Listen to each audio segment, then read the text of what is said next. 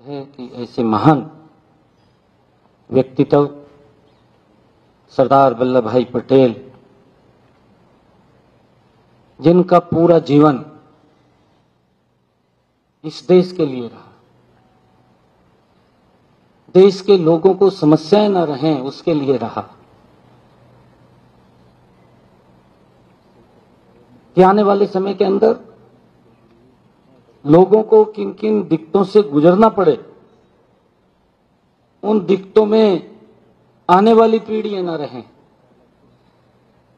वो खुली हवा में सर ऊंचा करके वो घूम सकें, सांस ले सकें। एक बड़ी भूमिका सरदार वल्लभ भाई पटेल की इस देश की एकता में रही और आज हम सब के लिए ये गौरव और गर्व का दिन है कि ऐसे महान व्यक्तित्व को आज हम याद कर रहे हैं उनकी 150वीं जन्म जयंती के अवसर के ऊपर। बताया भी है उनके बारे में, उन्होंने क्या क्या काम किए हैं। सरदार वल्लभ भाई पटेल उच्च कोटि के प्रशासनिक व्यक्ति भी थे और सरदार वल्लभ भाई पटेल एक उच्च कोटि के राजनेता भी थे। हम जब उनके जीवन की तरफ देखते हैं कि जो फैसला वो करते थे, उस फैसले को अंतिम परिणाम तक पहुंचाने का मादा अगर किसी में था तो वो सरदार वल्लभ भाई पटेल के अंदर था और उनकी दृढ़ इच्छा ही थी कि हमारे देश की जो छोटी बड़ी 562 रियासतें, ये कोई साधारण व्यक्ति नहीं कर सकता, जिसके अंदर करने की कोई इच्छा शक्ति है, दृढ़ इच्छा शक्ति है। और उसी का परिणाम है कि सरदार वल्लभ भाई पटेल ने 562 रियासतों को एकजुट करके अखंड भारत का निर्माण वो सरदार वल्लभ भाई पटेल ने किया।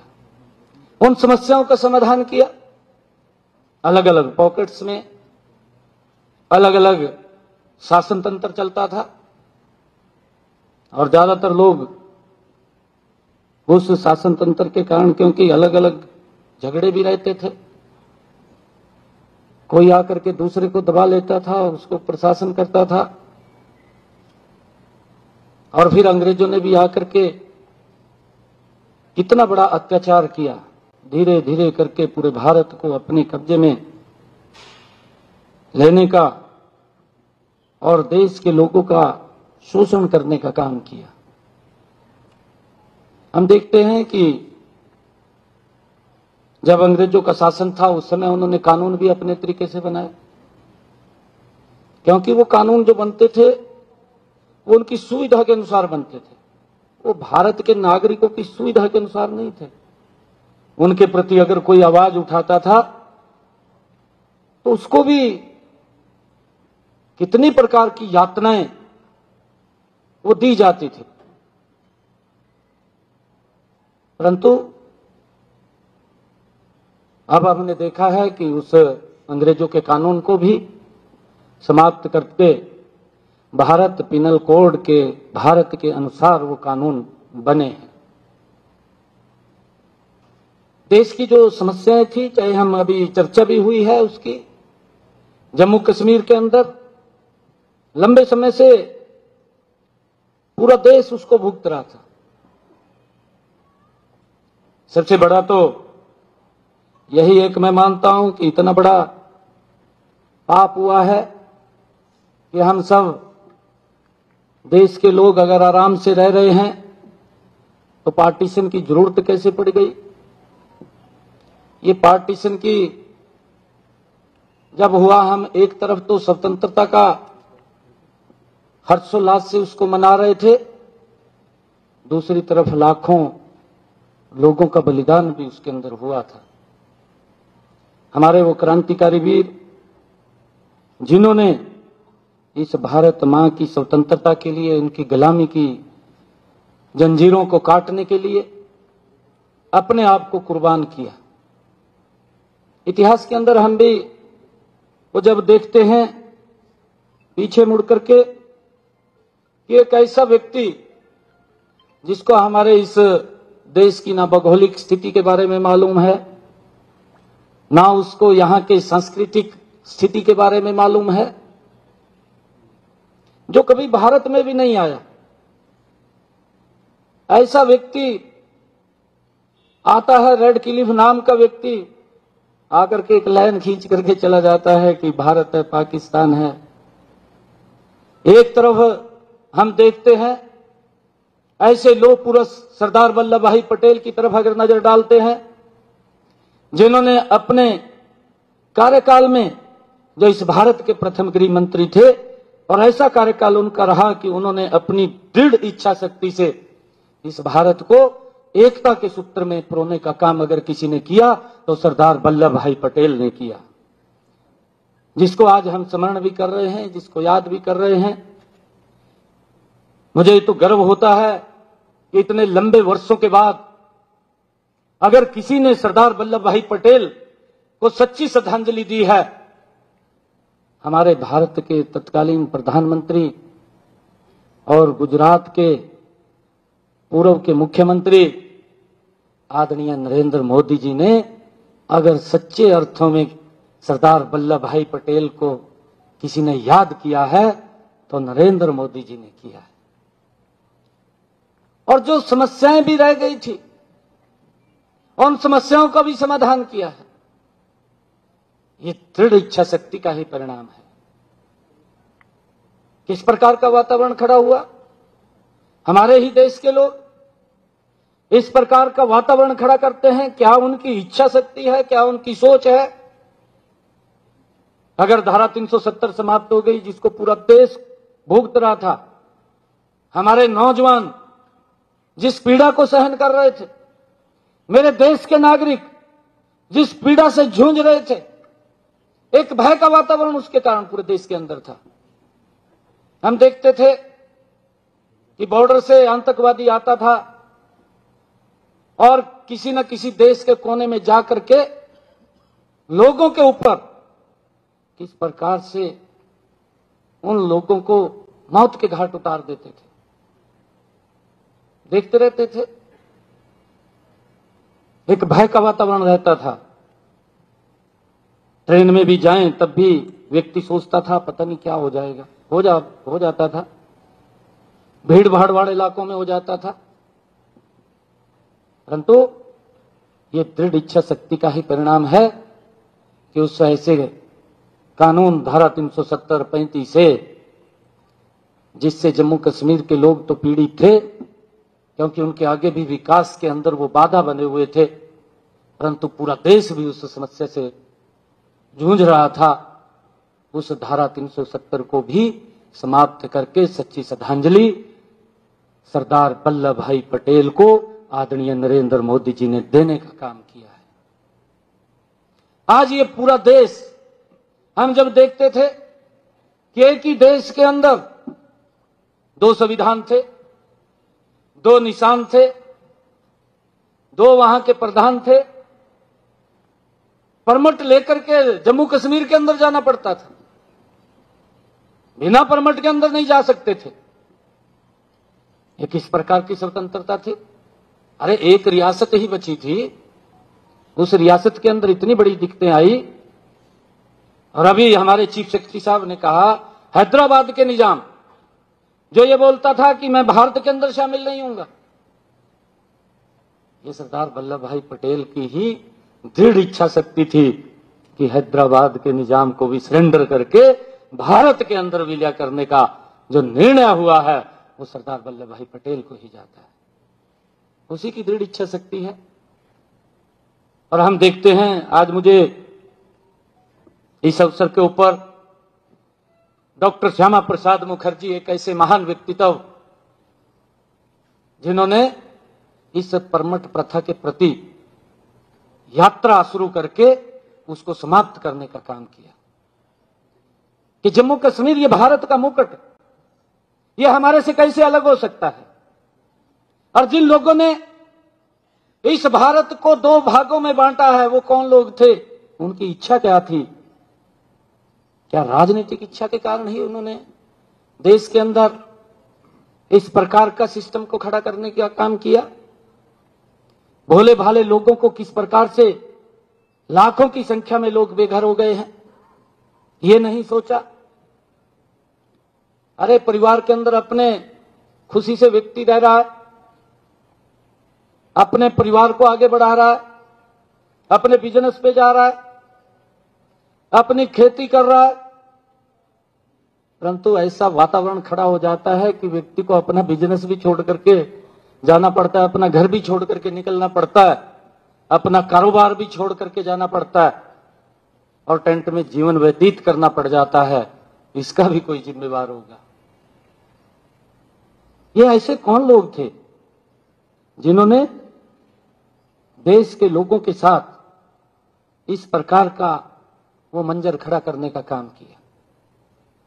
मुझे आज खुशी है कि सरदार वल्लभ भाई पटेल जैसा व्यक्तित्व, जिन्होंने इस देश को एकता के सूत्र में बांधते हुए आपस में भाईचारे का भी संदेश दिया। आदरणीय प्रधानमंत्री जी ने जब statue of unity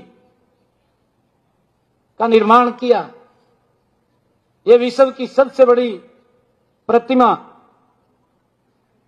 Sardar Sarovar बांध, उसके किनारे के ऊपर इसका निर्माण हुआ और हर वर्ष रन फॉर यूनिटी के माध्यम से एकता की दौड़ कि पूरा देश एक साथ चले, एक साथ आगे बढ़े, यह आदरणीय नरेंद्र मोदी जी की सोच थी। और हमें ऐसे अवसर के ऊपर ये संकल्प लेकर के ऐसे महापुरुषों को जब हम याद करते हैं तो हमने इस देश को मजबूती से आगे बढ़ाना चाहिए। ये किसी एक व्यक्ति का काम नहीं होता। हमारे ऐसे व्यक्तित्व यहां बैठे हैं, पूरे हरियाणा के कोने कोने से आप लोग हैं और हरियाणा के हर कोने से, हर गांव से, हर घर से व्यक्ति यहां पर कुछ इच्छाएं लेकर के भी आपके बीच में यहां पर आता है। उसको होता है कि हमारा काम यहां से होगा और हम सेक्रेटेरिएट के अंदर जाएंगे। हम सब की ये बड़ी जिम्मेवारी बनती है कि सरदार वल्लभ भाई पटेल के इस जयंती के अवसर के ऊपर हम सब ये संकल्प लेकर के कि हमारा हरियाणा ये आगे बढ़े। अगर लोगों की जो दिक्कत है, कोई समस्या है, उनकी कोई अपेक्षा है, हम सामूहिक रूप से ये संकल्प लेकर के आगे बढ़ते हुए उनको पूरा करने का काम हम सब मिलकर के करें, ये संकल्प लेने की आज आवश्यकता है। और मैं ये,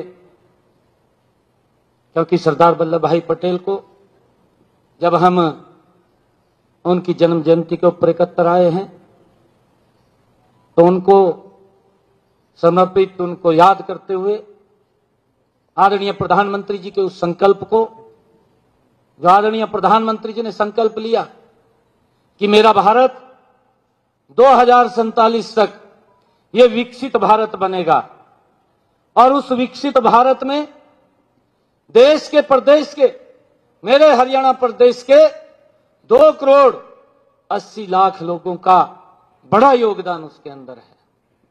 यह किसी एक विशेष व्यक्ति का काम नहीं होता, यह हमें सामूहिक निर्णय लेने होते हैं, सामूहिक फैसले लेकर के उसके ऊपर आगे बढ़ना होता है। जिस भारत मां के लाल ने इस भारत को अखंड भारत बनाने का काम किया, उनकी जन्म जयंती के ऊपर हम ये संकल्प लें कि आदरणीय प्रधानमंत्री जी के उस संकल्प को हम सब मिलकर के पूरा करेंगे।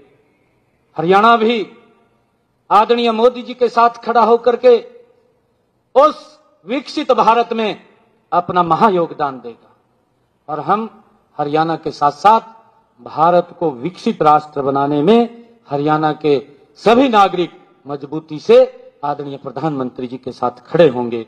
ऐसा हमें आज ये संकल्प लेने की आवश्यकता है। मैं आज आप सबको सरदार वल्लभ भाई पटेल जी के 150वीं जन्म जयंती पर बहुत बहुत बधाई भी देता हूं, शुभकामनाएं भी देता हूं।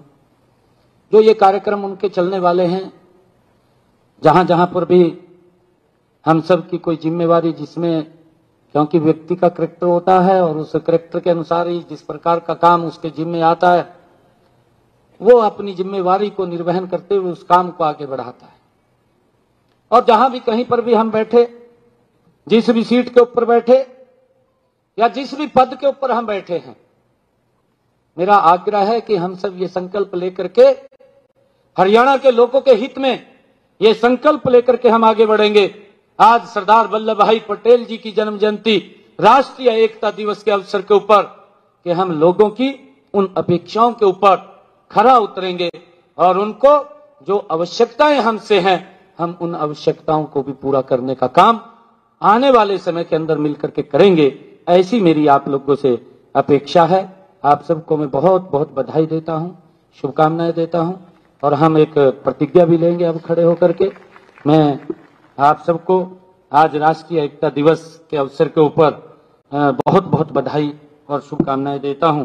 सरदार वल्लभ भाई पटेल जी जैसा व्यक्तित्व आज हम सब के पास है, जिसको हम आज याद कर रहे हैं, उनके कार्यों को याद कर रहे हैं, उनकी नीतियों को याद कर रहे हैं और उन कार्यों और नीतियों को हम आगे बढ़ाते हुए इस हरियाणा को आगे बढ़ाने का काम करेंगे। ऐसी मेरी अपेक्षा। आप सबका बहुत बहुत धन्यवाद। हम अभी शपथ लेंगे। मैं सत्यनिष्ठा से शपथ लेता हूं कि मैं राष्ट्र की एकता, अखंडता और सुरक्षा को बनाए रखने के लिए स्वयं को समर्पित करूंगा और अपने देशवासियों के बीच यह संदेश फैलाने का भी भरसक प्रयत्न करूंगा। मैं यह सब अपने देश की एकता की भावना से ले रहा हूं, जिसे सरदार वल्लभ भाई पटेल की दूरदर्शिता एवं कार्यों द्वारा संभव बनाया जा सका। मैं अपने देश की आंतरिक सुरक्षा सुनिश्चित करने के लिए अपना योगदान करने का भी सत्यनिष्ठा से संकल्प ले करता हूं। Thank you. भारत माता की